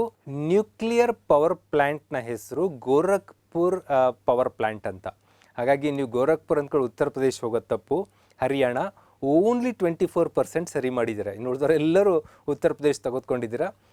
ನಾರ್ತ್ ಇಂಡಿಯಾದಲ್ಲಿ ಸರ್, ಮತ್ತು ರಾಜಸ್ಥಾನದಲ್ಲಿ ಇತ್ತಲ್ಲ, ರಾಜಸ್ಥಾನ ಅನ್ನೋದು ನಾರ್ತ್ ಇಂಡಿಯಾಕ್ಕೆ ಬರಲ್ಲ, ವೆಸ್ಟ್ ಇಂಡಿಯಾಕ್ಕೆ ಬರುತ್ತೆ. ಅದು ಪಶ್ಚಿಮ ಭಾರತ ಅಂತ ಕರಿತೀವಲ್ಲ, ಆ ಕಡೆಗೆ ಬರುತ್ತೆ.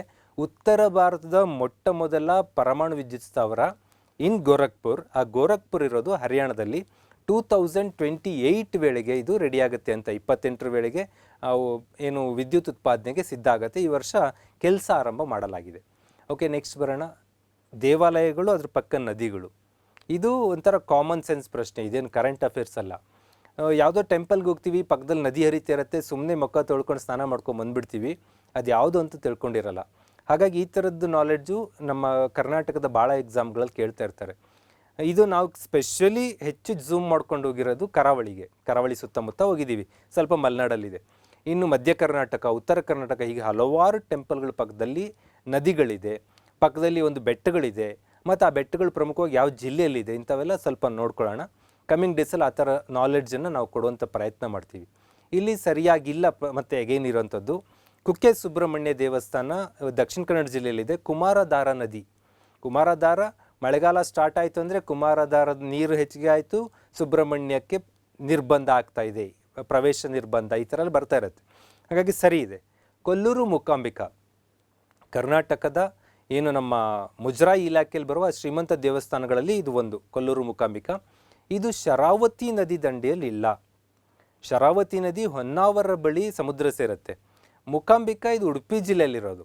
ಹಾಗಾಗಿ ನಿಮಗೆ ಅಲ್ಲೇ ಸ್ವಲ್ಪ ಥಿಂಕ್ ಮಾಡಿದ್ರೂ ಶರಾವತಿನ ತೆಗಿಬೋದು.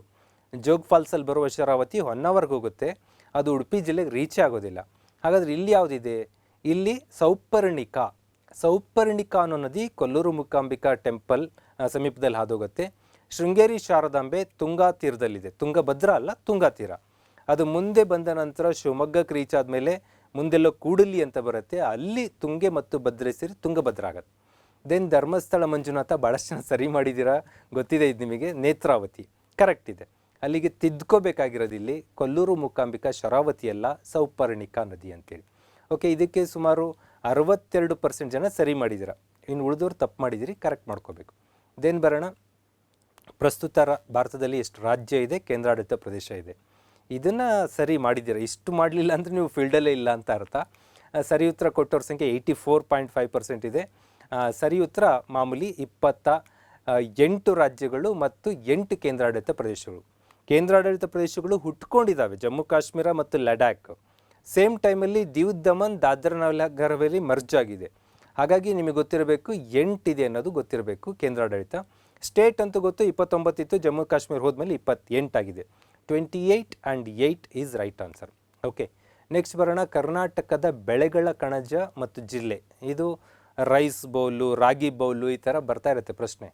ಭತ್ತ, ಇದು ಸ್ವಲ್ಪ ಕಾಂಟ್ರವರ್ಷಿಯಲ್ ಪ್ರಶ್ನೆ.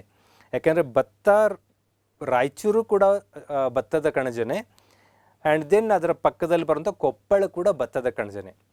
ಕೊಪ್ಪಳ ಬಂದರೂ ತಪ್ಪಾಗಲ್ಲ, ರಾಯಚೂರು ಬಂದರೂ ತಪ್ಪಾಗಲ್ಲ. ತೊಗರಿ ತಪ್ಪೇನಿಲ್ಲ, ಕರೆಕ್ಟಾಗಿದೆ, ಕಲಬುರಗಿ. ಆ್ಯಂಡ್ ಸಕ್ಕರೆ ಜಿಲ್ಲೆಗಳ ಮ್ಯಾಚಿಗೆ ಬಂದಾಗ ಬೆಳಗಾವಿ. ಸಕ್ಕರೆ ನಗರ ಅಂತ ಏನಾದರೂ ಕೊಟ್ಟರೆ ಅದು ಮಂಡ್ಯ. ಶುಗರ್ ಸಿಟಿ ಅಂತ ಬಂದರೆ ಬೆಳಗಾವಿ ಬರಲ್ಲ, ಮಂಡ್ಯ ಬರುತ್ತೆ. ಜಿಲ್ಲೆಗೆ ಬಂದಾಗ ಸಕ್ಕರೆ ಕಣದ ಜಿಲ್ಲೆ ಗುರುತಿಸಿ ಅಂದರೆ ಬೆಳಗಾವಿ ಕರೆಕ್ಟ್ ಇದೆ. ಜೋಳ ಗೊತ್ತೇ ಇದೆ, ವಿಜಯಪುರ ಅಂತ ಕರಿತೀವಿ ಅದು. ಮತ್ತು ಹಾವೇರಿ ಏನು, ಹಾವೇರಿ ಮೆಕ್ಕೆಜೋಳ, ಮೆಕ್ಕೆಜೋಳದ ಕಣಜ ಹಾವೇರಿ, ನಾಟ್ ಜೋಳ. ಹಾಗಾಗಿ ಇಲ್ಲಿ ಹಾವೇರಿನ ಹೊರ ತೆಗಿಬೇಕಾಗತ್ತೆ. ಓಕೆ, ನೆಕ್ಸ್ಟ್ ಬರೋಣ. ಇದು ಸರಿಯಾಗಿ ಉತ್ತರ ಕೊಟ್ಟಿದ್ದೀರಿ ತುಂಬ ಜನ, 81% ಜನ. ದೆನ್ ರಿಕಿ ಕೇಜ್. ರಿಕಿ ಕೇಜ್ ಇಂಡಿಯಾದ ಒಂದು ಲೆಜೆಂಡ್ ಪರ್ಸನ್. ಅವ್ರ ಬಗ್ಗೆ ಚಾಯ್ಸ್ ಕೊಟ್ಟಿದ್ವಿ, ಯಾವುದು ಸರಿಯಾಗಿಲ್ಲ ಗುರುತಿಸಿ ಅಂತ.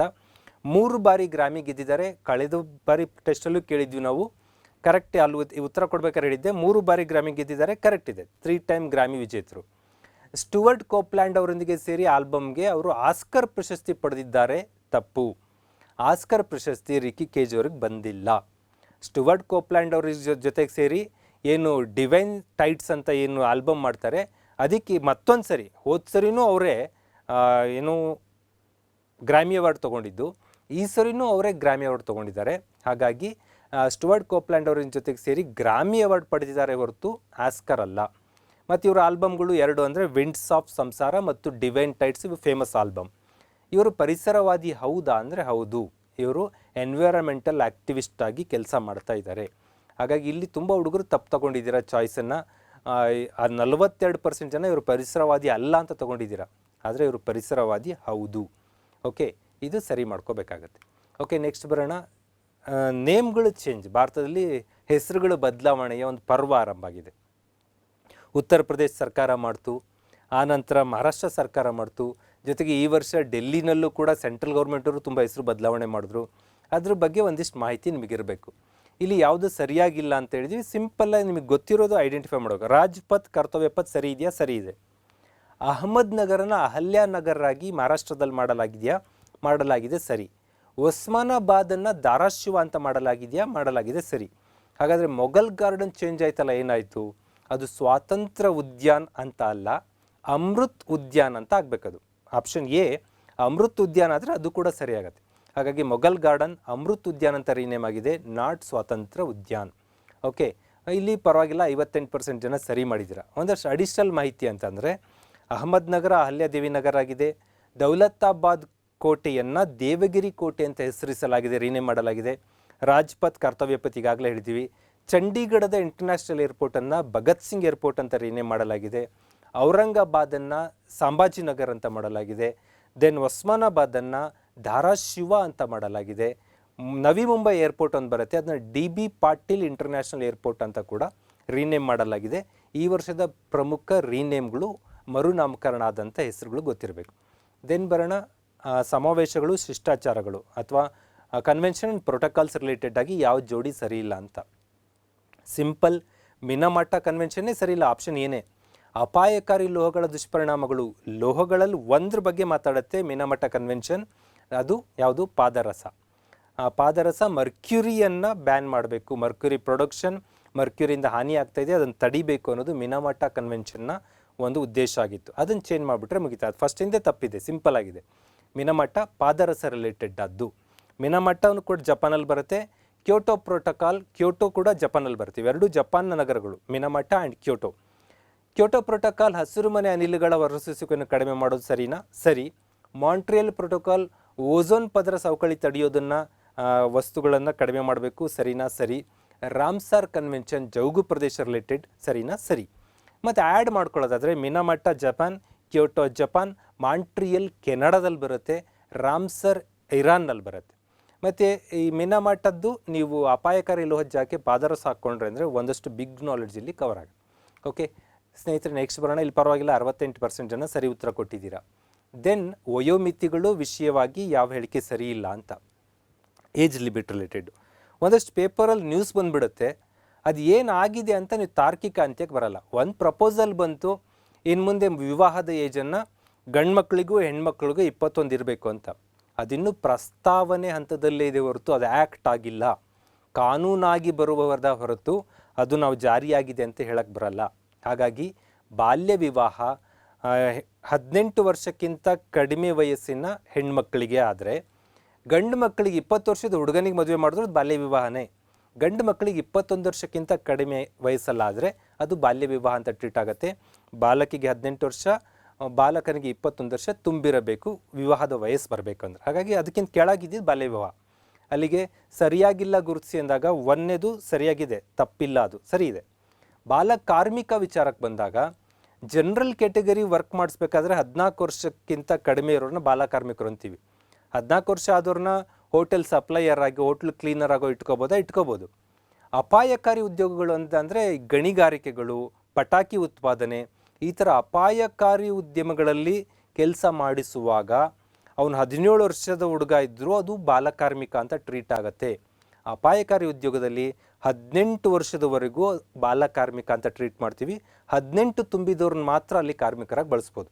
ಅಲ್ಲಿಗೆ ಬಾಲಕಾರ್ಮಿಕ ಜನರಲ್ ಕ್ಯಾಟಗರಿ 14 ಇಯರ್, ಅಪಾಯಕಾರಿ ಡೇಂಜರಸ್ ಹಜಾರ್ಡಸ್ ಜಾಬ್ಗಳಿಗೆ ಇನ್ವಾಲ್ವ್ ಆಗಬೇಕಾದ್ರೆ 18 ವರ್ಷ, ಅದು ಸರಿಯಾಗಿದೆ. ಬಾಲಾಪರಾಧಿಯಲ್ಲೂ ಅಷ್ಟೇ 2 ಕ್ಯಾಟಗರಿ ಇರುತ್ತೆ. ಅಪರಾಧಗಳ ಆಧಾರದ ಮೇಲೆ 16 ವರ್ಷ ತುಂಬಿದವ್ರನ್ನೂ ನಾವು ಮೇನ್ ಅಪರಾಧಿ ಅಥವಾ ಬಾಲಾಪರಾಧಿಯಿಂದ ಹೊರಗಿಟ್ಬಿಡ್ತೀವಿ. ಕೆಲವೊಂದು ಅಪರಾಧಗಳಲ್ಲಿ 18 ವರ್ಷಗಳಿಗೂ ವಿನಾಯಿತಿ ಇರುತ್ತೆ. ಕೆಲವೊಂದು ಅಪರಾಧಗಳಲ್ಲಿ 16ವರೆಗೂ, ಕೆಲವೊಂದು ಅಪರಾಧಗಳಲ್ಲಿ 18ವರೆಗೂ ಇರುತ್ತೆ. ಹಾಗಾಗಿ ಬಾಲಾಪರಾಧಿಯ ಏಜು 16ರಿಂದ 18 ಕೂಡ ಸರಿಯಾಗಿದೆ. ಬಾಲ ಶಿಕ್ಷಣ ಆರಂಭ as per NEP 2020. Child education ಎಲ್ಲಿಂದ ಆರಂಭ ಆಗಬೇಕು? ಈಗ ನಮ್ಮದೆಲ್ಲ ಎಜುಕೇಷನ್ 6ರಿಂದ ಆರಂಭ ಆಗುತ್ತೆ, 6th ಇಯರ್ಗೆ. ಬಟ್ NEP 2020 6 ವರ್ಷಕ್ಕೆ ಆರಂಭ ಮಾಡಿರಿ ಅಂತ ಹೇಳಲ್ಲ, 3 ವರ್ಷಕ್ಕೆ ಆರಂಭ ಮಾಡಿರಿ ಅಂತ ಹೇಳುತ್ತೆ, 3 ಇಯರ್ಗೆ. ಹಾಗಾಗಿ ಇಲ್ಲಿ ಗೊತ್ತಿರಬೇಕು, ತಪ್ಪಿರುವುದು ಇಲ್ಲಿ ಬಾಲ ಶಿಕ್ಷಣ ಆರಂಭ ಆಗೋದು 6ನೇ ವಯಸ್ಸಿಗಲ್ಲ, 3ನೇ ವಯಸ್ಸಿಗೆ ಆ್ಯಸ್ ಪರ್ NEP. ಮತ್ತು ಇಲ್ಲಿ ಸರಿ ಮಾಡಿದವ್ರ ಸಂಖ್ಯೆ ಕೇವಲ 33% ಜನ ಸರಿ ಇದೆ. ಇನ್ನು ಉಳಿದವರೆಲ್ಲ ತಪ್ಪು ಮಾಡಿದ್ದೀರಾ. ಮತ್ತು ಏನಿದು ಹಾಗಾದರೆ ನೋಡ್ತಾ ಬರೋದಾದರೆ ಇಲ್ಲಿ ಚಾರ್ಟ್ ನೋಡ್ರಿ. ಮುಂಚಿನ ಶಿಕ್ಷಣ ಹೇಗಿತ್ತು ಅಂತ ಅಂದರೆ 6ನೇ ವಯಸ್ಸಿಗೆ ಸ್ಟಾರ್ಟ್ ಆಗಿ 16ನೇ ವಯಸ್ಸುವರೆಗೂ 10ನೇ ಕ್ಲಾಸಿಗೆ ಬರೋಂಥದ್ದು. 16ರಿಂದ 18ವರೆಗೂ +2, 10+2 ಓದ್ಬಿಟ್ರೆ ಮುಗಿದೋಯ್ತು. ಕೆಳಗಿನ ಬ್ಲ್ಯಾಕ್ ಏಜ್ ಅನ್ನು ಕಾಣ್ತಾ ಇದೆಯಲ್ಲ, ಆ ಬ್ಲ್ಯಾಕ್ ಏಜ್ ಇತ್ತು ಪ್ರೀವಿಯಸ್ ಅಕಾಡೆಮಿಕ್ ಸ್ಟ್ರಕ್ಚರ್. NEP ಪ್ರಕಾರ ಹೇಳುತ್ತೆ 3ನೇ ವರ್ಷಕ್ಕೆ ಅಂಗನವಾಡಿ ಜಾಯ್ನ್ ಆಗಬೇಕು. 3rd ಇಯರ್ಗೆ 3ನೇ ವಯಸ್ಸಿಗೆ ಸ್ಟಾರ್ಟ್ ಆಗಬೇಕು. 3ರಿಂದ 6ರವರೆಗೂ ಬಾಲವಟಿಕಗಳು, ಪ್ರೀ ಸ್ಕೂಲ್ಗಳು, ಅಂಗನವಾಡಿಗಳಲ್ಲಿ ಎಜುಕೇಷನ್ ಆಗಿರಬೇಕು. 6ನೇ ವರ್ಷಕ್ಕೆ ನೀವು ಬಂದು 1ನೇ ಕ್ಲಾಸಿಗೆ ಸೇರಬೇಕು, 6ರಿಂದ 8. ಅಲ್ಲಿಗೆ 3ನೇ ಏಜಿಂದ 8ನೇ ಏಜ್ವರೆಗೂ ಒಂದು ಸ್ಲ್ಯಾಬ್ ಆಗುತ್ತೆ. 8ನೇ ಏಜಿಂದ 11ನೇ ಏಜ್ವರೆಗೂ ಮತ್ತೊಂದು ಸ್ಲ್ಯಾಬು, 11ರಿಂದ 14ರವರೆಗೂ ಮತ್ತೊಂದು ಸ್ಲ್ಯಾಬು, 14ರಿಂದ 18ವರೆಗೂ ಮತ್ತೊಂದು ಸ್ಲ್ಯಾಬ್. ಈ ಹಿಂದಿದ್ದ ಶಿಕ್ಷಣ ಪದ್ಧತಿಯಲ್ಲಿ 6ರಿಂದ 18ರವರೆಗೆ ಇದ್ದರೆ, ಹೊಸ ಶಿಕ್ಷಣ ಪದ್ಧತಿಯಲ್ಲಿ 3ರಿಂದ 18ವರೆಗೂ ಈ ಶಿಕ್ಷಣವನ್ನು ಸರ್ಕಾರ ವಹಿಸ್ಕೋಬೇಕು, ಸರ್ಕಾರ ಕೊಡಬೇಕು ಅಂತ ಶಿಫಾರಸು ಮಾಡುತ್ತೆ. ಹಾಗಾಗಿ ಫೌಂಡೇಶ್ನಲ್ ಎಜುಕೇಷನ್ NEP ಪ್ರಕಾರ 3ನೇ ಏಜಿಗೆ ಸ್ಟಾರ್ಟ್ ಆಗುತ್ತೆ. ಓಕೆ, ನೆಕ್ಸ್ಟ್ ಬರೋಣ. ರಾಜ್ಯಗಳು, ಕೇಂದ್ರಾಡಳಿತಗಳು ಕರಾವಳಿಯನ್ನು ಹೊಂದಿದ್ದಾವೆ ಕೇಳಿದ್ವಿ, ಕೋಸ್ಟಲನ್ನು ಹೊಂದಿರೋಂಥದ್ದು. ಸುಮ್ಮನೆ ಕಣ್ಮುಚ್ಚಿ ಹಿಂಗೆ ಗೆಸ್ ಮಾಡಿದ್ರು ಸರಿ ಉತ್ತರ ಹಾಕ್ಬೋದು. ಹಾಕಿದ್ದೀರಾ ಸುಮಾರು 70% ಜನ ಮಾತ್ರ. ಇನ್ನು 30% ಜನಕ್ಕೆ ಗೊತ್ತಿಲ್ಲ ಇದು ಕರಾವಳಿ ಹೊಂದಿರೋ ರಾಜ್ಯಗಳು. ಸಿಂಪ್ಲಿ ನೋಡಿ ಮ್ಯಾಪನ್ನು, ಮ್ಯಾಪ್ ನೋಡಿದ್ರೆ ಗೊತ್ತಾಗುತ್ತೆ ನಿಮಗೆ. ಗುಜರಾತ್ 1, ಆನಂತರ ಮಹಾರಾಷ್ಟ್ರ ನಂತರ ಗೋವಾ. ಗುಜರಾತ್, ಮಹಾರಾಷ್ಟ್ರ, ಗೋವಾ, ಕರ್ನಾಟಕ, ಕೇರಳ, ಒಟ್ಟು 5 ಸ್ಟೇಟ್ಗಳು ಪಶ್ಚಿಮ ಕರಾವಳಿಯಲ್ಲಿ ಬರುತ್ತೆ. ಪೂರ್ವ ಕರಾವಳಿಗೆ ಹೋದರೆ ತಮಿಳುನಾಡು, ಆಂಧ್ರ ಪ್ರದೇಶ, ಒರಿಸ್ಸಾ ಆ್ಯಂಡ್ ವೆಸ್ಟ್ ಬೆಂಗಾಲ್. ಒಟ್ಟು 9 ರಾಜ್ಯಗಳು ಕರಾವಳಿಯನ್ನು ಹೊಂದಿದೆ ನಮ್ಮ ದೇಶದಲ್ಲಿ. ಕೇಂದ್ರಾಡಳಿತ ವಿಚಾರಕ್ಕೆ ಬಂದಾಗ ನಮಗೆ ಪೂರ್ವ ಕರಾವಳಿಯಲ್ಲಿ 2 ಮತ್ತು ಪಶ್ಚಿಮ ಕರಾವಳಿಯಲ್ಲಿ 2 ಸಿಗುತ್ತೆ. ಪೂರ್ವ ಕರಾವಳಿಯಲ್ಲಿ ಅಂಡಮಾನ್ ನಿಕೋಬಾರ್ ಈಸಿಯಾಗಿ ಗುರುತಿಸ್ತೀರಾ. ಆ್ಯಂಡ್ ದೆನ್ ಇಲ್ಲಿ ಬರುವಂಥ ಪುದುಚೇರಿ ಇದೆಯಲ್ಲ, ಇದು ಕೂಡ ಒಂದು ಕೇಂದ್ರಾಡಳಿತ ಪ್ರದೇಶ. ಅಲ್ಲಿಗೆ 2 ಆಯಿತು. ಪಶ್ಚಿಮ ಕರಾವಳಿಗೆ ಬಂದಾಗ ಲಕ್ಷದ್ವೀಪ ಮತ್ತು ದಾದ್ರಾ ನಗರ್ ಹವೇಲಿ, ದೀವ್ ದಮನ್ ಇವಿಷ್ಟು ಸೇರ್ಕೊಂಡು ಒಂದು ಕೇಂದ್ರಾಡಳಿತ ಪ್ರದೇಶ ಅಂತ ಪರಿಗಣಿಸ್ತೀವಿ 2020ರಿಂದ. ದಟ್ ರೀಸನ್ ಅದಿಷ್ಟು ಸೇರಿ ದಾದ್ರಾ ನಗರ್ ಹವೇಲಿ, ದೀವ್ ದಮನ್ ಸೇರಿ 1, ಲಕ್ಷದ್ವೀಪ್ 1, 2. ಅಲ್ಲಿಗೆ ಈ ಕಡೆ 2, ಈ ಕಡೆ 2, ಟೋಟಲ್ 4 ಕೇಂದ್ರಾಡಳಿತ, 9 ರಾಜ್ಯಗಳು ಸರಿ ಉತ್ತರ ಆಗುತ್ತೆ.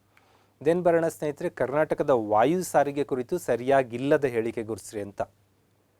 ಕೆಲವೊಂದು ಮ್ಯಾಗ್ಝಿನ್ನಲ್ಲಿ, ಕೆಲವೊಂದು ಪೇಪರಲ್ಲಿ ಶಿವಮೊಗ್ಗ ಏರ್ಪೋರ್ಟನ್ನು ಕೂಡ ಇಂಟರ್ನ್ಯಾಷನಲ್ ಏರ್ಪೋರ್ಟ್ ಅಂತ ಹೇಳಿದ್ದಾರೆ. ಅದು ಇಂಟರ್ನ್ಯಾಷನಲ್ ಏರ್ಪೋರ್ಟ್ ಅಲ್ಲ, ಅದು ಡೊಮೆಸ್ಟಿಕ್ ಏರ್ಪೋರ್ಟ್, ದೇಶೀಯ ವಿಮಾನ ನಿಲ್ದಾಣ. ಹಾಗಾಗಿ ಸರಿಯಾಗಿಲ್ಲದ ಹೇಳಿಕೆ ಗುರುತಿಸಿ ಅಂತ ಬಂದಾಗ ಕರ್ನಾಟಕದಲ್ಲಿ 2 ಅಂತಾರಾಷ್ಟ್ರೀಯ ವಿಮಾನ ನಿಲ್ದಾಣಗಳಿವೆ, ಸರಿ ಇದೆ. ಅದು ಒಂದು ಮಂಗಳೂರು, ಒಂದು KL ಅಂದರೆ ಕೆಂಪೇಗೌಡ ಇಂಟರ್ನ್ಯಾಷನಲ್ ಏರ್ಪೋರ್ಟ್ ಇದೆಯಲ್ಲ, ಅದು ಬೆಂಗಳೂರಲ್ಲಿ 2 ಮಾತ್ರ ಅಂತಾರಾಷ್ಟ್ರೀಯ ವಿಮಾನ ನಿಲ್ದಾಣ ಸರಿ ಇದೆ. ಶಿವಮೊಗ್ಗದಲ್ಲಿ ನೂತನ ವಿಮಾನ ನಿಲ್ದಾಣ ಸೇರಿ ಕರ್ನಾಟಕದಲ್ಲಿ 7 ಆಪರೇಷನ್ ಇರುವಂಥ, ಅಂದರೆ ಈಗಾಗಲೇ ಕಾರ್ಯಾಚರಣೆ ಇರುವಂಥ ದೇಶೀಯ ವಿಮಾನ ನಿಲ್ದಾಣ, ಡೊಮೆಸ್ಟಿಕ್ ಏರ್ಪೋರ್ಟ್ಗಳಿದ್ದಾವೆ. ಸರಿ ಇದೆಯಾ? ಸರಿ ಇದೆ. ಬೆಳಗಾವಿ, ಬೀದರ್ ಮತ್ತು ಬೆಂಗಳೂರಿನಲ್ಲಿ ರಕ್ಷಣೆ ಡಿಫೆನ್ಸ್ ಡಿಪಾರ್ಟ್ಮೆಂಟ್ಗೆ ಸೇರಿದ ವಿಮಾನ ನಿಲ್ದಾಣಗಳಿದ್ದಾವೆ, ಇದ್ದಾವೆ. ಬೀದರಲ್ಲೂ ಇದೆ ಏರ್ಫೋರ್ಸ್ ಬೇಸು, ಬೆಂಗಳೂರಲ್ಲಿದೆ, ಆ್ಯಂಡ್ ದೆನ್ ಬೆಳಗಾವಿನಲ್ಲೂ ಏರ್ಫೋರ್ಸ್ಗೆ ಸಂಬಂಧಪಟ್ಟ ವಿಮಾನ ನಿಲ್ದಾಣಗಳು ಇದ್ದಾವೆ, ಡಿಫೆನ್ಸ್ಗೆ ಸಂಬಂಧಪಟ್ಟ ವಿಮಾನ ನಿಲ್ದಾಣಗಳು ಇದ್ದಾವೆ. ಕರ್ನಾಟಕದಲ್ಲಿ ಯಾವುದೇ ಖಾಸಗಿ ವಿಮಾನ ನಿಲ್ದಾಣಗಳು ಇಲ್ಲ ಅಂತ ಇದೆ, ಅದು ತಪ್ಪು. ಕರ್ನಾಟಕದಲ್ಲಿ ಖಾಸಗಿ ವಿಮಾನ ನಿಲ್ದಾಣಗಳು ಇದ್ದಾವೆ. ಹಾಗಾಗಿ ಸರಿಯಾಗಿಲ್ಲದ ಹೇಳಿಕೆ ಅಂದರೆ ನೀವು ಡಿ ಚಾಯ್ಸ್ ತೊಗೋಬೇಕು. ಎಷ್ಟು ಜನ ತೊಗೊಂಡಿದ್ದೀರಾ? 56% ಜನ ತೊಗೊಂಡಿರ, ಉಳಿದವ್ರು ತೊಗೊಂಡಿಲ್ಲ. ನಿಮಗೆ ಡಿಟೇಲ್ ಕೊಡೋದಾದರೆ Bengaluru Mangaluru 2 international airport, Belagavi, Hubli Dharwad, Kalaburagi, Bidar, Ballari, Mysuru and Shivamogga ಇದಿಷ್ಟು ಡೊಮೆಸ್ಟಿಕ್ ಏರ್ಪೋರ್ಟ್ ಆಪ್ರೇಷನಲ್ಲಿ ಈಗಿರೋಂಥದ್ದು. ಆ್ಯಂಡ್ ದೆನ್ ಹರಿಹರ, ಕೊಪ್ಪಳ ಮತ್ತು ಸೇಡಮಲ್ಲಿ ಪ್ರೈವೇಟ್ ಏರ್ಪೋರ್ಟ್ಗಳು ಇದ್ದಾವೆ, ಖಾಸಗಿ ಏರ್ಪೋರ್ಟ್ಗಳು. ಹರಿಹರದಲ್ಲಿ ಗ್ರೇಸಿಮ್ ಅಂತ ಒಂದು ಕಂಪ್ನಿಯವ್ರದ್ದು, ಅದು ಆದಿತ್ಯ ಬಿರ್ಲಾ ಗ್ರೂಪ್ದು ಅನಿಸುತ್ತೆ, ಅವ್ರದ್ದು ಒಂದು ಏರ್ಪೋರ್ಟ್ ಇದೆ, ಖಾಸಗಿ ಏರ್ಪೋರ್ಟ್, ಅವ್ರು ಖಾಸಗಿ ಬಳಕೆ ಮಾಡ್ತಾರೆ. ಕೊಪ್ಪಳದಲ್ಲಿ ಒಂದಿತ್ತು ಬಾಲ್ದೊಟ್ಟ ಕೊಪ್ಪಳ ಏರೋಡ್ರಾಮ್ ಅಂತ, ಅದು ಹೆಚ್ಚು ಆಪ್ರೇಷನಲ್ ಇಲ್ಲ ಬಟ್ ಇದೆ. ಸೇಡಮಲ್ಲಿ ಒಂದು ಏರ್ಪೋರ್ಟ್ ಇದೆ, ಅದು ಕೂಡ ವಾಸವದತ್ತ ಸಿಮೆಂಟ್ ಕಂಪ್ನಿಗೆ ಸೇರಿದ್ದು, ಈ ಆಪ್ರೇಷನಲ್ಲಿದೆ. ಇವು 3 ಪ್ರೈವೇಟ್ ಏರ್ಪೋರ್ಟ್ಗಳು. ನೆಕ್ಸ್ಟು ಇನ್ನು ಮುಂದೆ ಆಗ್ತಾ ಇರುವಂಥದ್ದು ಫ್ಯೂಚರ್ ಏರ್ಪೋರ್ಟ್ಗಳು ಬಳ್ಳಾರಿ, ಹಾಸನ್, ಕಾರವಾರ, ರಾಯಚೂರು, ವಿಜಯಪುರ ಇಷ್ಟು ಕಡೆ ವರ್ಕ್ ನಡೀತಾ ಇದೆ. ಇನ್ನು 5 ಏರ್ಪೋರ್ಟ್ಗಳು ಡೊಮೆಸ್ಟಿಕ್ ಏರ್ಪೋರ್ಟ್ಗಳು ಕರ್ನಾಟಕದಲ್ಲಿ ಬರೋವಿದ್ದಾವೆ. ಹಾಗಾಗಿ ಪ್ರೈವೇಟ್ ಏರ್ಪೋರ್ಟ್ ಇಲ್ಲ ಅಂತ ತಗೊಂಡವರು ಹುಷಾರಾಗಿರಬೇಕು, ಪ್ರೈವೇಟ್ ಏರ್ಪೋರ್ಟ್ ಕರ್ನಾಟಕದಲ್ಲಿ ಇದ್ದಾವೆ ಅಂತ. ದೆನ್ ಬರೋಣ ಬ್ಯಾಂಕಿಂಗ್ ವ್ಯವಸ್ಥೆ ಕುರಿತು ಸರಿಯಾಗಿಲ್ಲದ ಹೇಳಿಕೆ, ಬ್ಯಾಂಕಿಂಗ್ ಸಿಸ್ಟಮ್ ರಿಲೇಟೆಡ್ ಆಗಿ. SBI ಅತಿ ದೊಡ್ಡ ಸಾರ್ವಜನಿಕ ಬ್ಯಾಂಕ್ ಆಗಿದೆ, ಸರಿನಾ? ಸರಿ ಇಲ್ಲದ ಗುರುತಿಸ್ಬೇಕಲ್ಲ. HDFC ದೇಶದ ಅತಿ ದೊಡ್ಡ ಖಾಸಗಿ ವಲಯದ ಬ್ಯಾಂಕ್ ಆಗಿದೆ, ಸರಿನಾ? ಸರಿ. ಜೂನ್ ತಿಂಗಳವರೆಗೂ ICICI ಭಾರತದ ಅತಿ ದೊಡ್ಡ ಖಾಸಗಿ ವಲಯದ ಬ್ಯಾಂಕ್ ಆಗಿತ್ತು. ಬಟ್ HDFC ಬ್ಯಾಂಕ್ ಮತ್ತು HDFC finance limited, housing finance limited 2 merge ಆಗುತ್ತೆ. ಆ ಮರ್ಜ್ ನಂತರ ಜಗತ್ತಿನ 7ನೇ ಅತಿ ದೊಡ್ಡ ಬ್ಯಾಂಕ್ ಆಗುತ್ತೆ HDFC. ಅದೇ ಸಮಯದಲ್ಲಿ ಭಾರತದ ಅತಿ ದೊಡ್ಡ ಖಾಸಗಿ ವಲಯದ ಬ್ಯಾಂಕ್ ಆಗುತ್ತೆ HDFC. ಹಾಗಾಗಿ ಖಾಸಗಿ ವಲಯದ ಅತಿ ದೊಡ್ಡ ಬ್ಯಾಂಕ್ HDFC ಕರೆಕ್ಟು. SBI ಸಾರ್ವಜನಿಕ ವಲಯದ ಗೌರ್ಮೆಂಟ್ ಸೆಕ್ಟರ್ನ ಅತಿ ದೊಡ್ಡ ಬ್ಯಾಂಕ್ ಕರೆಕ್ಟು. ನಬಾರ್ಡ್ ಬ್ಯಾಂಕ್ ಇದೆಯಲ್ಲ, national Bank for Agriculture and Rural development, ಇದು ಕೃಷಿಗೆ ನೇರವಾಗಿ ಸಾಲ ಒದಗಿಸುವ ಬ್ಯಾಂಕ್ ಆಗಿದೆ ಅಂತ ಕೊಟ್ಟಿದ್ದೀವಿ. ಇದು ತಪ್ಪು. ಕೃಷಿಗೆ ನೇರವಾಗಿ ಸಾಲ ಕೊಡಲ್ಲ. ಮತ್ತು ಹೆಂಗೆ ಕೊಡುತ್ತೆ? ರೀಫೈನಾನ್ಸ್ ಏಜೆನ್ಸಿ ಅಂತ ಕರಿತೀವಿ, ಅವರು ಪುನರ್ಧನ ನಿಧಿ ಅಂತ ಕರಿತೀವಿ. ಅದು refinance. National Bank for Agriculture and Rural Development ಇದೆಯಲ್ಲ, that's not a finance agency, refinance agency. ಇಲ್ಲೇನು ಕೋಆಪರೇಟಿವ್ ಬ್ಯಾಂಕ್ಗಳು, PLD ಬ್ಯಾಂಕ್ಗಳು, ಇತರೆ ಬ್ಯಾಂಕ್ಗಳಿಗೆ ಅಥವಾ ಕಮರ್ಷಿಯಲ್ ಬ್ಯಾಂಕ್ಗಳ ಮೂಲಕ ಕೃಷಿಗೆ ಸಿಗುವ ಸಾಲಕ್ಕೆ ಪುನರ್ಧನ ಒದಗಿಸುವ ಕೆಲಸ ನಬಾರ್ಡ್ ಮಾಡುತ್ತೆ, ನೇರ ಸಾಲ ಕೊಡಲ್ಲ. ಯಾರಾದರೂ ರೈತ ಹೋಗಿ ನಬಾರ್ಡಲ್ಲಿ ಸಾಲ ತಂದಿದ್ದಾನೆ ಅಂತ ಕೇಳಿದ್ದೀರಾ ನೀವು? ಇಲ್ಲ. ನಬಾರ್ಡಲ್ಲಿ ಸಾಲ ತರೋಕ್ಕಾಗಲ್ಲ ಅಂದರೆ ನೇರವಾಗಿ ಸಾಲ ಒದಗಿಸುವ ಬ್ಯಾಂಕ್ ಅದಲ್ಲ ಅಂತ.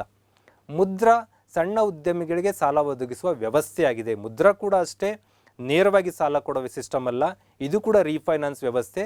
ಬ್ಯಾಂಕ್ಗಳ ಮೂಲಕ ಪಡಿಬೇಕು, ರೀಫೈನಾನ್ಸ್ ಮಾಡುವ ವ್ಯವಸ್ಥೆ ಮುದ್ರಾ ಮಾಡುತ್ತೆ.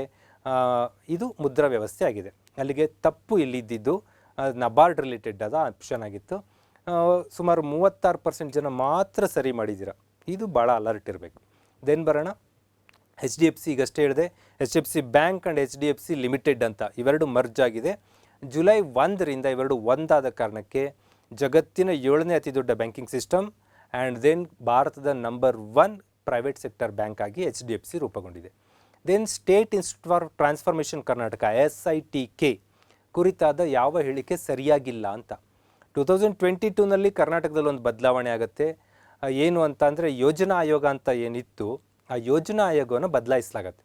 ಭಾರತ ಸರ್ಕಾರದಲ್ಲಿ 2015ರಲ್ಲೇ ಯೋಜನಾ ಆಯೋಗವನ್ನು ನೀತಿ ಆಯೋಗ ಅಂತ ಮಾಡಿದ್ದೀವಿ 2015. ಕರ್ನಾಟಕದಲ್ಲಿ ಇನ್ನೂ ಯೋಜನಾ ಆಯೋಗ ಇತ್ತು.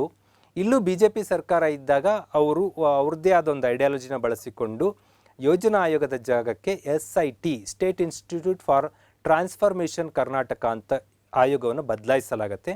ಇದು ನೀತಿ ಆಯೋಗದ ಮಾದರಿಯಲ್ಲಿ ಕೆಲಸ ಮಾಡುವ ಸಂಸ್ಥೆಯಾಗಿದೆಯಾ? ಹೌದು. ಇದು ಹಣಕಾಸು ಇಲಾಖೆಯ ಅಡಿಯಲ್ಲಿ ಕೆಲಸ ಮಾಡುತ್ತಾ? ಇಲ್ಲ. ಯೋಜನಾ ಆಯೋಗ ಇದ್ದಿದ್ದು ಮತ್ತು ಈಗ ನೀತಿ ಆಯೋಗ ಇರೋದು ಕೂಡ ಯೋಜನೆ ಮತ್ತು ಸಾಂಖ್ಯಿಕ ಇಲಾಖೆ ಅಂತ ಬರುತ್ತೆ, ಪ್ಲ್ಯಾನಿಂಗ್ ಆ್ಯಂಡ್ ಸ್ಟ್ಯಾಟಿಸ್ಟಿಕಲ್ ಡಿಪಾರ್ಟ್ಮೆಂಟ್. ಅದರ ಅಂಡರಲ್ಲಿ ಕೆಲಸ ಮಾಡುತ್ತೆ, ನಾಟ್ ಅಂಡರ್ ಫೈನಾನ್ಸ್ ಡಿಪಾರ್ಟ್ಮೆಂಟ್. ಇದರ ಮುಖ್ಯಸ್ಥರು ಮುಖ್ಯಮಂತ್ರಿಯವರು ಕರೆಕ್ಟ್. ಅಲ್ಲಿ ನೀತಿ ಆಯೋಗಕ್ಕೆ ಪ್ರಧಾನಿ ಹೆಡ್ ಇರ್ತಾರೆ, ಇಲ್ಲಿ SITಗೆ ಮುಖ್ಯಮಂತ್ರಿಯವರು ಹೆಡ್ ಇರ್ತಾರೆ. ರಾಜ್ಯದ ಯೋಜನಾ ಆಯೋಗ ಇನ್ನೂ ಅಸ್ತಿತ್ವದಲ್ಲಿ ಇರೋಲ್ಲ? ಇಲ್ಲ. ಯಾಕಂದರೆ SIT ಬಂದ ಮೇಲೆ ಪ್ಲ್ಯಾನಿಂಗ್ ಕಮಿಷನ್ ಕರ್ನಾಟಕದಲ್ಲಿ ಇರುತ್ತಾ ಇರಲ್ಲ. ಹಾಗಾಗಿ ಇಲ್ಲಿ ಸರಿಪಡಿಸ್ಕೋಬೇಕಾಗಿರೋದು ಹಣಕಾಸು ಇಲಾಖೆ ಬದಲಿಗೆ ಯೋಜನೆ ಮತ್ತು ಸಾಂಖ್ಯಿಕ ಇಲಾಖೆ ಆದರೆ ಇಲ್ಲಿ 4 ಸ್ಟೇಟ್ಮೆಂಟ್ ಸರಿಯಾಗತ್ತೆ. ತಪ್ಪಿದ್ದು ಹೊರಗೆ ತೆಗಿಬೇಕಾಗಿದ್ದು ಇಲ್ಲಿ ಆಪ್ಷನ್ ಬಿ. ನೆಕ್ಸ್ಟ್ ಬರೋಣ. ಪರವಾಗಿಲ್ಲ, 36% ಜನ ಇದಕ್ಕೆ ಸರಿ ಉತ್ತರ ಕೊಟ್ಟಿದ್ದೀರಿ. ಜಾಗತಿಕ ಕಂಪನಿಗಳ ಸಿಇಒಗಳು ಮತ್ತು ಮುಖ್ಯಸ್ಥರ ಜೋಡಿಯಲ್ಲಿ ಯಾವುದು ಸರಿಯಾಗಿಲ್ಲ ಅಂತ. ಮೈಕ್ರೋಸಾಫ್ಟ್ ಸತ್ಯನಾಡೆಲ್ಲ ಸರಿ ಇದೆ. ಆಲ್ಫಾಬೆಟ್ ಸುಂದರ್ ಪಿಚಾಯ್ ಸರಿ ಇದೆ. ಬಟ್ ಭಾಳ ಜನ ತಪ್ಪು ತೊಗೊಂಡಿದ್ದಾರೆ. ಯಾಕಂದರೆ ಸುಂದರ್ ಪಿಚಾಯ್ ಅಂದ್ಕೊಳ್ಳಿ ನೀವು ಗೂಗಲ್ ಅಂತೀರ. ಗೂಗಲ್ ಕಂಪನಿಯ ಪೇರೆಂಟ್ ಕಂಪನಿ ಅಂದರೆ ಮೂಲ ಕಂಪನಿ ಹೆಸರೇ ಆಲ್ಫಾಬೆಟ್. ಗೂಗಲ್ ಒಂದು product name. Google is not a company. Google ಆಲ್ಫಾಬೆಟ್ನ ಒಂದು ಪ್ರಾಡಕ್ಟ್ ನೇಮ್. ಹಾಗಾಗಿ ಆಲ್ಫಾಬೆಟ್ನ ಸಿಇಒ ಸುಂದರ್ ಪಿಚಾಯ್ ಸರಿಯಾಗಿದೆ. IBM ವಸಂತ ನರಸಿಂಹನ್ ಸರಿ ಇಲ್ಲ. ಅಡೋಬ್ ಶಂತನು ನಾರಾಯಣ್ ಸರಿ ಇದೆ. ಅಲ್ಲಿಗೆ ಆಪ್ಷನ್ ಸಿನ ನೀವು ಡಿಲೀಟ್ ಮಾಡಬೇಕು, ಹೊರ ತೆಗಿಬೇಕು. ಹಾಗಾಗಿ ನೀವು ಇಲ್ಲಿ ಎಷ್ಟು ಜನ ಸರಿ ಮಾಡಿದ್ದೀರ ನೋಡೋದಾದರೆ ಆಲ್ಫಾಬೆಟ್ ಸುಂದರ್ ಪಿಚಾಯ್ ಅನ್ನೋದನ್ನ 60% ತಗೊಂಡಿದ್ರೆ ತಪ್ಪಾಗಿದೆ. ಆಲ್ಫಾಬೆಟ್ ಅನ್ನೋದು ಗೂಗಲ್ನ ಪೇರೆಂಟ್ ಕಂಪನಿ ಅನ್ನೋದು ನಿಮಗೆ ಗೊತ್ತಿರಬೇಕು. IBM ವಸಂತ ನರಸಿಂಹನ್ ಅನ್ನೋದು ತಪ್ಪು ಉತ್ತರ. ಕೇವಲ 28% ಜನ ಮಾತ್ರ ಇದನ್ನು ಸರಿ ಮಾಡಿದ್ದೀರ. ಓಕೆ, ಒಂದಷ್ಟು ತಿಳ್ಕೊಳ್ಳೋದಾದ್ರೆ ಆಲ್ಫಾಬೆಟ್ ಅನ್ನೋದು ಗೂಗಲ್ನ ಒಂದು ಪೇರೆಂಟ್ ಕಂಪನಿ ಅನ್ನೋದು ಗೊತ್ತಿರಬೇಕು. Google is A product name. Google plex ಅನ್ನೋದು ಒಂದು ಪ್ರಾಡಕ್ಟ್ ನೇಮ್ ಆಗಿ ಬಳಕೆ ಮಾಡಲಾಗುತ್ತೆ. ಸುಂದರ್ ಪಿಚಾಯ್ ಗೂಗಲ್ ಅಥವಾ ಆಲ್ಫಾಬೆಟ್ನವರು. ಶಂತನು ನಾರಾಯಣ್ ಇವರು ಅಡೋಬ್ನವರು. ಅಡೋಬಲ್ಲಿ ತಿದ್ಕೊಳ್ಬೇಕಾಗಿರೋದು ಶಂತನು ನಾರಾಯಣ್. ಸತ್ಯನಾಡೆಲ್ಲ ಮೈಕ್ರೋಸಾಫ್ಟ್ನವರು. ರಾಜೀವ್ ಸೂರಿ ನೋಕಿಯಾದವರು. ಅರವಿಂದ್ ಕೃಷ್ಣ IBMನವರು. ಮತ್ತು ಅಲ್ಲಿ ಚಾಯ್ಸಲ್ಲಿದ್ದ ಇನ್ನೊಬ್ಬ ವ್ಯಕ್ತಿ ವಸಂತ ನರಸಿಂಹನ್. ಇವರು ನೊವಾರ್ಟಿಸ್ ಅಂತ ಒಂದು ಫಾರ್ಮಾಸ್ಯೂಟಿಕಲ್ ಕಂಪನಿ ಬರುತ್ತೆ, ಜಗತ್ತಿನ ದೈತ್ಯ ಕಂಪನಿ. ಅದಕ್ಕೆ ಬಾಸ್ ಇದ್ದಾರೆ. ಭಾಳಷ್ಟು ಜನ ಇಂಡಿಯನ್ ಆರಿಜಿನ್ಗಳು ಇವತ್ತು ಜಗತ್ತಿನ ದೊಡ್ಡ ದೊಡ್ಡ ಕಂಪನಿಗಳ ಸಿಇಒಗಳಾಗಿ ಕೆಲಸ ಮಾಡ್ತಾ ಇದ್ದಾರೆ. ದೆನ್ ಬರೋಣ. ಕರ್ನಾಟಕದ ಕೆಳಗಿನ ಯಾವ ವೈದ್ಯರು ಹೃದ್ರೋಗ ತಜ್ಞರಲ್ಲ, ಕಾರ್ಡಿಯಾಲಜಿಸ್ಟ್ ಅಲ್ಲ ಅಂತ. ಈಗ ಗೊತ್ತಿರಲೇಬೇಕು. ಯಾಕಂದರೆ ಭುಜಂಗ್ ಶೆಟ್ಟಿಯವರು ರೀಸೆಂಟಾಗಿ ಡೆತ್ ಆಗ್ತಾರೆ. BM ಹೆಗ್ಡೆಯವರು ಪದ್ಮವಿಭೂಷಣ ಅವಾರ್ಡ್ ತೊಗೊಂಡಿದ್ದಾರೆ. CN ಮಂಜುನಾಥ್ ಅವರು ಪದ್ಮಶ್ರೀ ತಗೊಂಡಿದ್ದಾರೆ. ದೇವಿ ಶೆಟ್ಟಿಯವರು ಪದ್ಮಭೂಷಣ ತಗೊಂಡಿದ್ದಾರೆ. 3 ಜನ ಪದ್ಮ ಅವಾರ್ಡೀಸ್ ಇದ್ದಾರೆ. ರೀಸೆಂಟಾಗಿ ಡೆತ್ ಆದಂಥ ಭುಜಂಗ್ ಶೆಟ್ಟಿಯವರು ನಿಮ್ಗೆಲ್ಲರಿಗೂ ಗೊತ್ತಿರಲೇಬೇಕಲ್ಲ. ಯಾಕೆ ಮಿಸ್ ಮಾಡಿದ್ರಿ ಗೊತ್ತಿಲ್ಲ. ಕೇವಲ 35% ಜನ ಸರಿ ಮಾಡ್ಕೊಂಡಿದ್ದೀರಾ. ಭುಜಂಗ್ ಶೆಟ್ಟಿಯವರು ಕಾರ್ಡಿಯಾಲಜಿಸ್ಟ್ ಅಲ್ಲ, ಅವರು ಆಪ್ತಾಲ್ಮಾಲಜಿಸ್ಟ್, ಕಣ್ಣಿನ ತಜ್ಞರು. ರೀಸೆಂಟಾಗಿ ಡೆತ್ ಅಂತ ನಾರಾಯಣ ನೇತ್ರಾಲಯದವರು, ಅವರು ಕಣ್ಣಿನ ತಜ್ಞರಾಗಿರ್ತಾರೆ. ಉಳಿದವರು 3 ಜನ BM ಹೆಗ್ಡೆ ಅವರಾಗಿರ್ಬೋದು, CN ಮಂಜುನಾಥ್ ಅವರಾಗಿರ್ಬೋದು, ದೇವಿ ಶೆಟ್ಟಿ ಅವರಾಗಿರ್ಬೋದು, ಕಾರ್ಡಿಯಾಲಜಿಸ್ಟ್ ಆಗಿರ್ತಾರೆ. BM ಹೆಗ್ಡೆ ಪದ್ಮವಿಭೂಷಣ್, ದೇವಿ ಪ್ರಸಾದ್ ಶೆಟ್ಟಿಯವರು ಪದ್ಮಭೂಷಣ್, ಇಬ್ಬರು ಕಾರ್ಡಿಯಾಲಜಿಸ್ಟ್ಗಳೇ.